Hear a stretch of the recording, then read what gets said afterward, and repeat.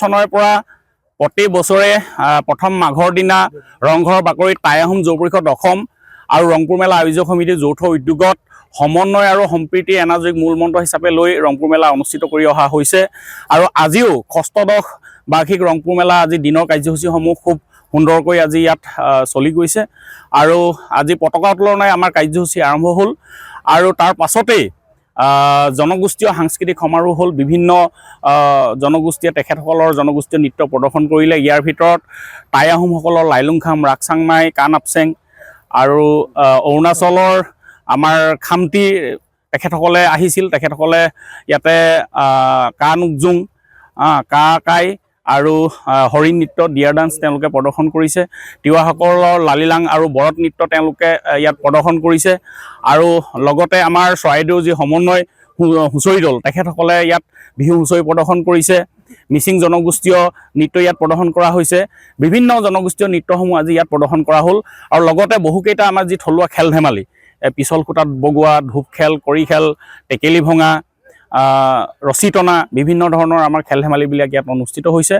আৰু যোৱা 11 আৰু 12 তাৰিখে আমি ইয়াতে সমৰকলা প্ৰতিযোগিতাও আমি অনুষ্ঠিত কৰিছোঁ শিৱসাগৰ যুৱদল প্ৰাংগণত গতিকে এইবাৰৰ ৰংপুৰ মেলা যথেষ্ট ৰাইজ ইয়াত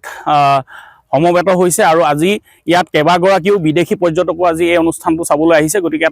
অতি এটা আমাৰ আনন্দৰ বিষয় আৰু সন্ধিয়ালৈ আজি এটা আমাৰ গীতে মাতে ভোগালী এসন্ধ্যা নামৰ এটা সাংগীতিক অনুষ্ঠান এটা সন্ধিয়া অনুষ্ঠিত হ'ব আৰু তাত বিপিন চাওডাং প্ৰাণদীপ দাস ৰমেন দানো মাধৱ ৰঞ্জন গগৈ ঋষি বৰুৱাকে ধৰি বহুকেইজন আমাৰ জনপ্ৰিয় শিল্পীয়ে গীত পৰিৱেশন কৰিব আৰু আমি ৰংঘৰৰ বাকৰিত প্ৰত্যেক বছৰে 2011 চনৰ পৰা এই অনুষ্ঠানটো আয়োজন কৰি আহিছোঁ লক্ষ্য এটাই যে প্ৰাচীন ৰংপুৰ নগৰৰ ঐতিহ্য পুনৰুদ্ধাৰ হ'ব লাগে আৰু ইয়াত পৰ্যটনৰ প্ৰসাৰ হ'ব লাগে যে পৰ্যটনৰ প্ৰসাৰক এটা মূল উদ্দেশ্য হিচাপে লোৱা হৈছে আৰু ইতিমধ্যে ব্যাপক ৰূপত ৰংপুৰ মেলাই ৰাইজৰ সহায় লাভ কৰিছে আৰু বিশেষকৈ যোৱা 10 জানুৱাৰী তাৰিখৰ পৰা এই ৰংঘৰ বাকৰিত যি আমাৰ বিশেষ বাণিজ্য মেলা হৈছে